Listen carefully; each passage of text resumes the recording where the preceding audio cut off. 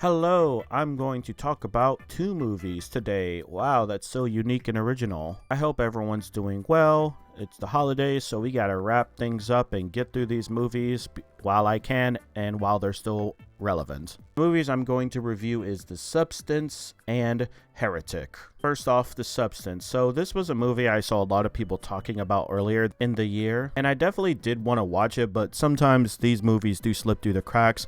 I do have a lot of things to take care of, so I get to them when I can. The Substance is about a woman who is, really famous for her talents, and she even has a Hollywood star, so she's a big deal. But that was years and decades ago. It's now the present day. This woman, I believe, is in her 50s or so, and she's still a model for these like dance workout videos that they have on TV to like have women, be a little bit sexy and all that. But she realizes that she's becoming more and more irrelevant, and the company she works for is looking to even replace her. While this is all happening, she gets into a little car crash and she has to be taken to the hospital.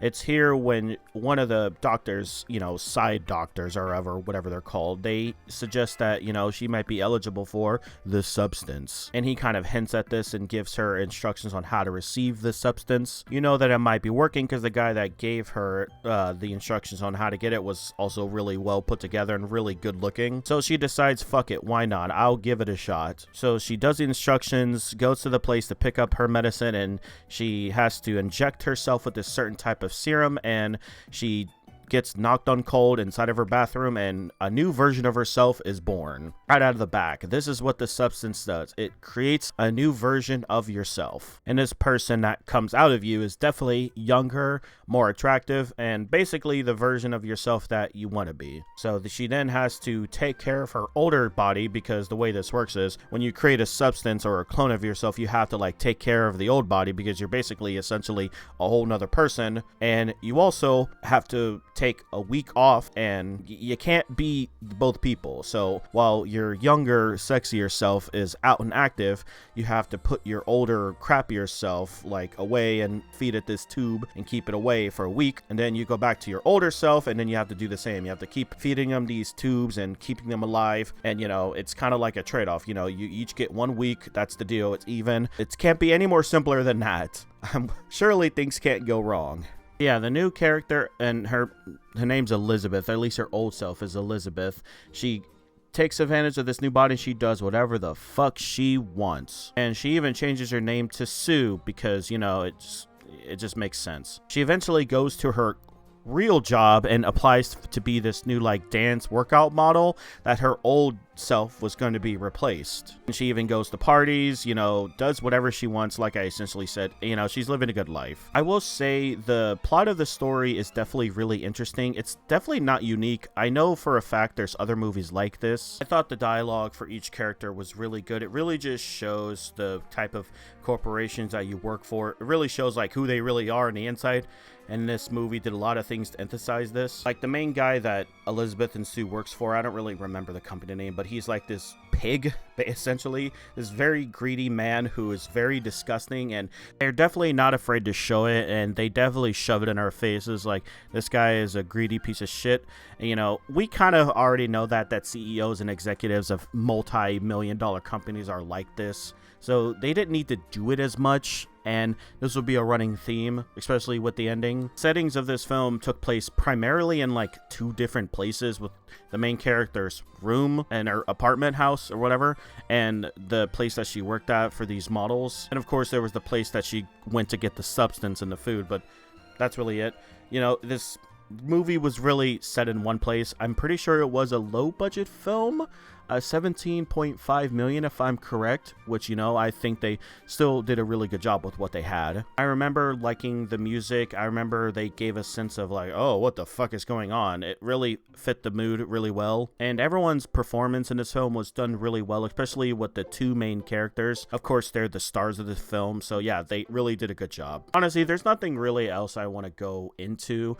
The main thing I really want to get into is the story and how this movie pretty much ends. So if you don't really want to know spoilers, because from now on I want to give a spoiler warning for like the endings of films, go to this place that you're seeing on the screen right now to see my final review and go to the next film. So yeah, there's your warning, and So yeah, the ending, the way this film goes is very interesting. So I really was into the film. It was definitely really good. I really wanted to know like how this substance worked, as far as like, could you end it at any point? You know, was there things you could not do?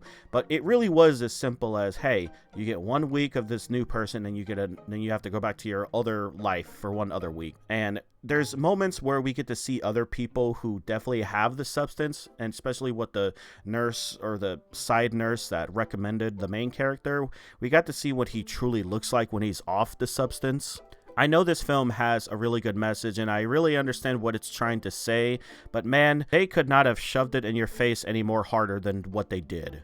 Sue, being the younger version of Elizabeth, really wanted to do whatever she wanted to do and sleep around, and I can definitely understand why she would want to do this, but she eventually takes it way too far, and she starts risking it little by little. And it first started with her wanting to sleep with this guy, but she needed to maintain her young form, so she decides to take serum that she only is supposed to have a week's supply of, and she takes it for another extra night.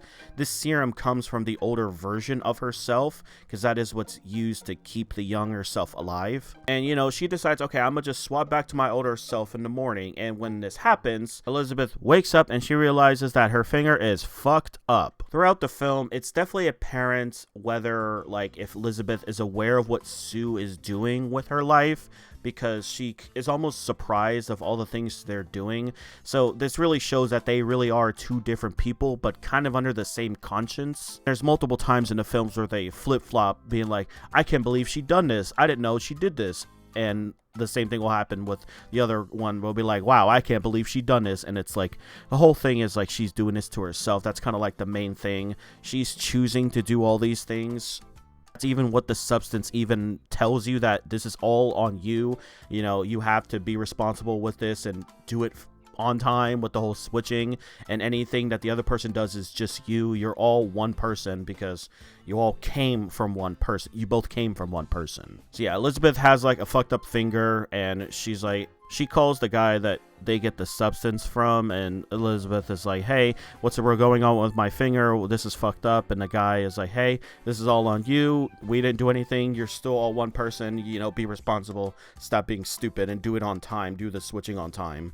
So then becomes this like argument within herself, or really between Elizabeth and Sue. It's kind of like they're separate people, but they're still the same person. They're doing this to each other. Where Sue will live her life and do whatever the fuck she wants, and Elizabeth will also do whatever the fuck she wants, like even trashing up the house at one point. Sue, when she gets her body, decides, you know, fuck this shit. I can live in this body a little bit longer as long as I have the extra fluid from the spine of the older body. So she decides to stockpile a bunch of this shit and take it. And oh my god, it becomes more and more disgusting the more fluid she begins to take. And then eventually, after like, I think it was 3 months, she decides, okay, I lived a pretty long life of being Sue. I'm just now gonna switch back. And holy shit, when she becomes Elizabeth again, it is just so disgusting of what happens. She just becomes a mummy. I mean, not literally, but man, does her body age so crazy, and god, does she need help. This is all happening while there's going to be a New Year's Eve event going on that Sue needs to perform, because she needs to be there. That's what she said she was going to do. This was going to be the big moment to, you know, really make her big and famous. So she was really looking forward to this, and this was also the time that she ran out of like her 3-month supply of this fluid that she needed from her older self. So it ran out exactly on time on New Year's. So now that Elizabeth is awake, she's like, you know what, fuck this shit. This is not worth it at all. I don't even give a shit. She orders a serum to eliminate or kill the younger Sue version. And as she's in the middle of this, she looks at the billboard and she's like, oh wow, this is really a good life. I really want to live this life because I want to be relevant again. I want to feel young. I want to be happy. And that's like the main thing, because this entire film, she's been doing whatever it takes to stay relevant and happy and young and good looking and all that. And it's a really sad thing to really do and feel like with your life. Obviously, I can't speak on this, but I know for a fact there's definitely lots of people in the world who are like this. They definitely want to be the younger versions of themselves. They don't want to age. But like Mike Tyson fighting Jake Paul, you're not escaping time. You know, aging is like something we all just go through, and we have to live with the fact that it will happen. And there's no shortcuts to life. Unless someone gives you a green vial and tells you you can live a double life as your younger self, then yeah, maybe then. But until then, no, you're not escaping it. Yeah, midway through trying to kill Sue, she stops and does something to like resurrect Sue.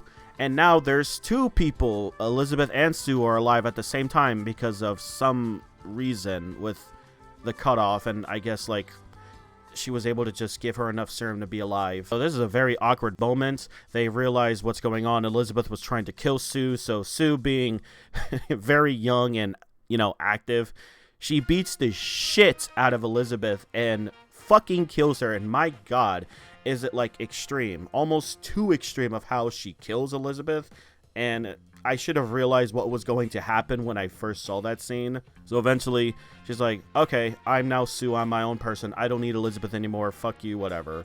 So she goes on to the New Year's event, and she's like, you know, I'm just going to do this. Everything's fine, until her body starts falling apart, and it's very gross and disgusting.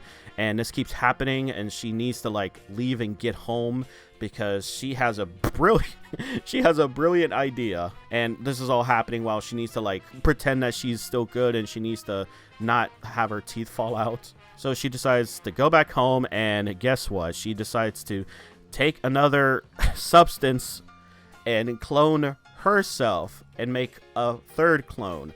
And my God, this is where the movie should have just ended. So another clone comes out of Sue, and my God, is this the most ugliest abomination I've ever seen. It was actually disgusting, like, to look at. And, you know, because she needed to have a show, she decides to still leave the door and go out, and she does this little sad desperation attempt of getting a cardboard cutout of like her younger self's face and putting it on. But again, this was like an abomination from like Black Ops Zombies. Her body was so just all over the place. It was so disgusting. Like, she had a head growing out of her back shoulder. It was so gross. And it seems like, I mean, it was obviously a delusion or an illusion or something, but she walks out and she's greeted by a bunch of people being like, hey, you're so beautiful. I can't believe you're here. We're so proud of you. And it's like, this is obviously not really happening, because anybody who would have saw this would have been instantly disgusted and would have been like, what the fuck is going on? So as the New Year's Eve show is about to start, she walks out on stage like she's supposed to, and then everyone's like, holy shit, it's a monster. And, you know, they really emphasize the point that like, oh wow, this person is a monster. She's not who we thought she was. And I swear I remember like someone said, kill this monster, and like they go up to try to beat her ass or whatever, but she eventually starts like falling apart even more, because this substance creature, it's basically a creature, they can't maintain itself.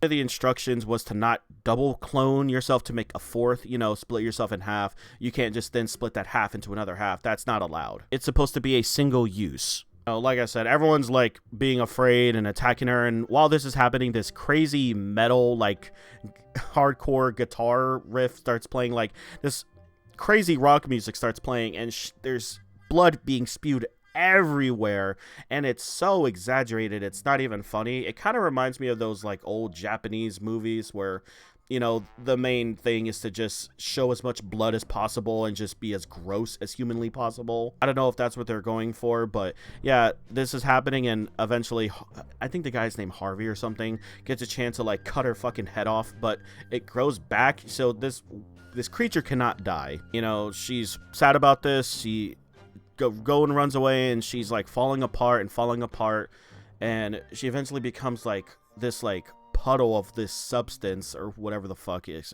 called, a substance, and she runs and dies again. She's like literally a small little puddle with her face, and dies on the place where she had her Hollywood star. This film could not have been more on the nose. It was so not subtle at all in the film. It couldn't just end. It had to keep going, and it really treated the audience like they were fucking stupid. Like, yes, we get it. She wants to live her dream life. She wants to be beautiful and young again, but she faded into irrelevancy. We get it, movie. You didn't have to be so weird about it. This film just couldn't let the movie just end. It had to keep going. It really had to keep driving its points home. Like, it really was a very bad ending. Like, I don't understand how this film was so good and so strong in the beginning and the middle, and then the ending was just like, what the fuck did I just watch? Despite all that, it's still a good film. I really think you should watch it. That's really all I want to say about it. As far as my score for the film, I'm going to give it an 8 out of 10. Another film that I watched that was really good, it was called Heretic. I thought this movie was very interesting based off its trailer, and I definitely wanted to watch it, and I got to. A lot of the film involves these two young ladies involved with the church. I believe it was of Jesus Christ of Latter-day Saints.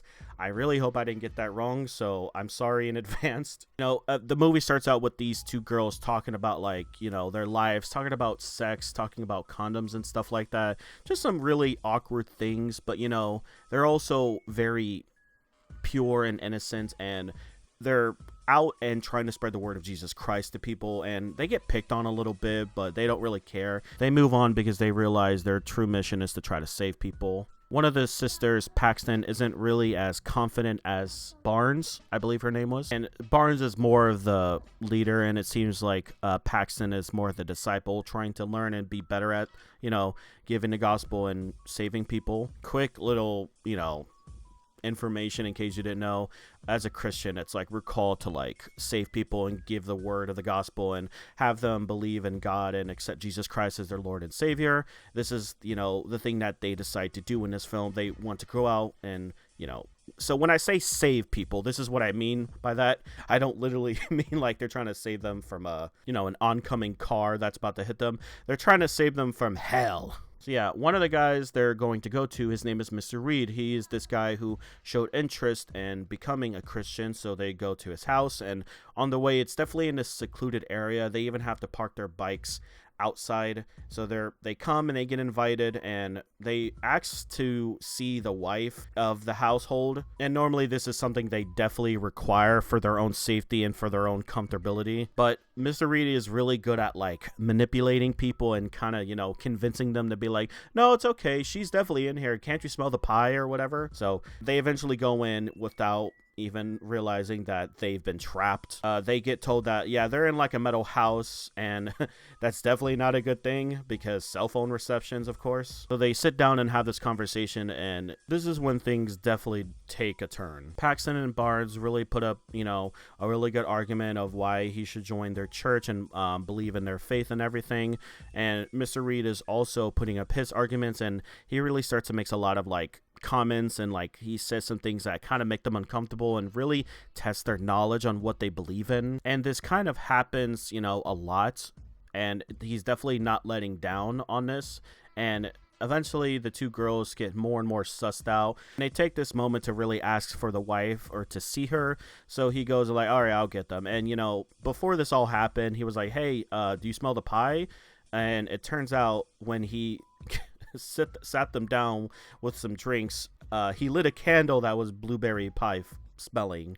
So yeah, he's definitely a fucking liar. And eventually they try to just get the fuck out, but they realize they don't have their coats or their keys, so they need to go into the kitchen area to get them. And they go down this dark tunnel, and I swear I thought I was going to get jump scared, but no, it's just a very dark tunnel. And they eventually find Mr. Reed in another room, and this is where he really decides to talk about what he wants to talk about. Mr. Reed, throughout the entire film, which by the way is a very good actor, he tries his best to not be as threatening as possible because he really wants the girls to come and listen to what he wanted to say. People really do this in real life, especially when a pastor comes to any college. They really want to just take the opportunity to argue against them.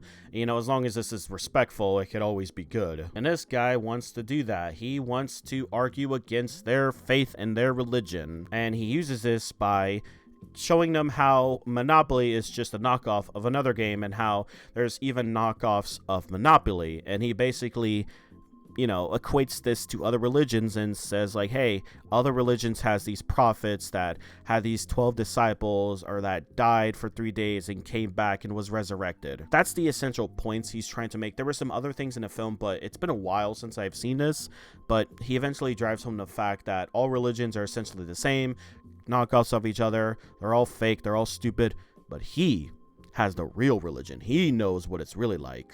Now, of course, these are making the main two girls very uncomfortable. They really don't want to stay there any longer, and they're like, all right, we're trying to get the fuck out. I forgot to mention, but if you're still listening, definitely stop listening right now. If you don't want to be spoiled, go to this point in the video. So yeah, there's your warning. And yeah. So after he talks about like, hey, I think all religions are stupid and bullshit, I actually have the real religion, but it's behind one of these doors. And there's like 2 doors leading to the basement of his house, and of course he tells them like one of them is the exit to like leave the entire house, and the other is to finding the truth, and obviously they both lead down to the same basement. I even saw this coming from a mile away. Even after listening to Reed's arguments, Barnes is very strong in her belief, and she decides to go through the door that says belief on it, because he's like, hey, do you still believe in God or do you not believe? While Paxton is very, still very on edge about things, and she really just wants to get the fuck out because she doesn't know what she wants to believe in anymore, and she goes through down the disbelief door. And like I said, they both lead down to the dungeon, and it's here where they're told like, hey, if you really want to see a real prophet, come out here or sit out here in this room. And they try to escape, but eventually it doesn't work, so they set up a few things for the future. But out comes this woman with a pie, and it's like, oh, hey, look, he says it's his wife, and then she eats the pie, and then she fucking dies. And then he's like, hey, definitely see this, and they check her pulse, and they're like, oh, wow, she really is dead. And he's like, yep, I told you, I knew it. So this spooks them like, oh, wow, this woman really just fucking died. And while they weren't looking exactly at the woman, while they're still trying to escape, the woman appeared to be alive again. And Paxton even makes a note like, this woman seems a little bit different, but they're like, no, this is the same woman. She's dead, but she was dead, but now she's alive. Reed says that this woman is actually a prophet of God, and that they had to see the resurrection to really believe in this. There's also this little moment where like an elder from the church tries to come and save the 2 girls, or at least find them by figuring out what's going on, and this doesn't really work. He knocks on a lot of the doors, and he eventually goes to Mr. Reed's house, but he kind of plays it off as like, I haven't seen any girls here. There's definitely nothing in my basement right now. While this is happening, they look through the doors and tries to get the match that was on a table and tries to get it down and tries to use it to start a fire and smoke the whole house out. This doesn't work, and eventually the guy comes down and is like, hey, look, if you guys want to be a prophet or you want to be resurrected, just let me kill you or whatever. And before that happened, they had a plan to like try to kill him by slitting his throat and whatnot, but things, there's another twist. Like a lot of crazy twists keeps happening. Barnes is the one who gets her throat slashed, and she bleeds out and is assumed to be dead. So another thing I forgot to mention is Reed also believes that the world they're living in is a simulation, and he proves this by pulling out a metal piece, like a metal piece out of her arm. And thankfully, I actually knew what that was. It wasn't a microchip, and Barnes wasn't a fucking robot, obviously. It's a birth control object that you can have put in to help with birth control, obviously. Barnes even told Paxton, like, no matter what's going on, always question Reed, always, never back down, never give up. You always have to believe in what you want to believe and always ask questions, and that's also really important for people in religion. So when Barnes is dead, she uses this opportunity to like ask questions and really get to the truth of what happened. Earlier, she was the one that theorized that the body was replaced because the woman that died probably really did die, and another woman came out, and that's what she was theorizing. She even calls him out like, hey, you're just doing all this because you're noticing things in us and you're using it against us. You're trying to manipulate us. This isn't going to work on me. I still believe in my faith. And I really like that about her. I really like that she's really growing. She's really, trying to be like, hey, stay strong in your faith and don't let any, like, heretic, it's called Heretic, don't try to let this guy fool you. So Rita's like, all right, if you don't believe me, then go down there and see if there's a second body or whatever, and obviously she falls for this trap, and she even knows that she's going to a trap, and she goes down, and there's this long, dark tunnel with very creepy aesthetics. It's very scary and spooky. I wouldn't want to be down there. And the final door is a lock, and essentially it's a lock that they had for their bikes, but the Mr. Reed stole the bikes and with the lock included. And when they went to the kitchen, they had to get their coats to get the key, and then the key Paxton had, and now she can unlock the door, and there she finds slaves, people who do not want to be there. These are all women that Reed has imprisoned and trapped down there. So this is when he finally reveals what's really going on. He really says that all religions are like traps for people to fall into. He wanted to drive home the fact that controlling people is the one true religion. And that's what he's doing. He's convincing people that have come by to say like, hey, control is the real religion, and all religions are really made to just control people. You know, it's a really good, way to think, but obviously this is not how everyone thinks, and Paxton takes this opportunity to stab Reed and get the fuck out. But Reed decides to stab her, and they're both injured, and she goes back down the tunnel, climbs out, and Barnes is slightly still alive and saves Paxton from nearly being dead, but that was kind of her finishing move, and she whacks him in the head with this like wooden plank, and this was her finishing move, and she tells Barnes to never stop believing. I love you, I'll never forget you, you're my best friend. So she dies. Paxton leaves. She's still bleeding. Earlier in the film, she mentions she wants to be a butterfly when she dies, so she wants to land on people and be there for them, and it's this beautiful thing. And this happens to her. As she's trying to escape, she sees a butterfly on her arm, and she realizes this is what she wanted to be, and she uses this to still keep believing and still keep pushing on to freedom. And the film ends. I'm not gonna lie, I really liked the film. I really liked everything that they did. I liked the message they were trying to go. I'm a religious person, so this really stuck with me a lot. I'm definitely going to be thinking about it long past the film. I think it's very important that Christians or anyone in their religion should be knowledgeable in what they believe in. They should be ready to answer questions that goes against them. There's always going to be an answer for everything, and there's always going to be a very challenging question to everything.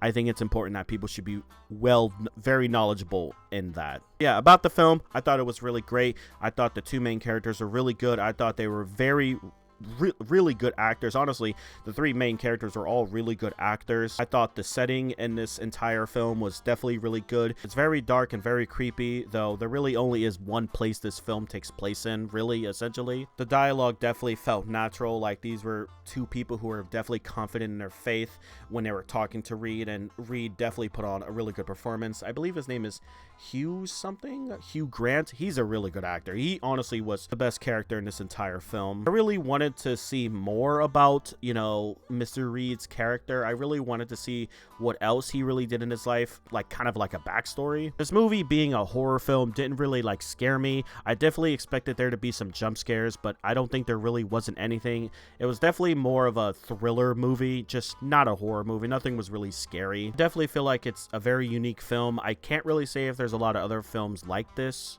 The pacing seems a little bit slow at the start, but it really is important that it takes its time to set up some things that'll be important later in the film. And I feel like it definitely does a really good job of like setting the tone for the film. It definitely it really sets you in the mood like, oh, things are going to be fine, but obviously you're watching a horror / thriller movie in 2024. You obviously know things are going to suddenly get very creepy and very disturbing, and just like the girls, they just wanted to get the fuck out. Yeah, that's what I think about Heretic. Overall, I thought it was also a really good film. Definitely one you should watch.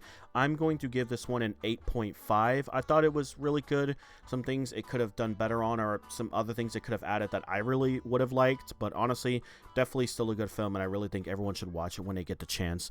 Oh, there's my cat meowing in the distance. You can probably hear him. This cat. So yeah, that's all I gotta say. Thank you guys for watching. Hope you're all doing well, and yeah, you guys have a nice holiday, and I'll see you in the next review.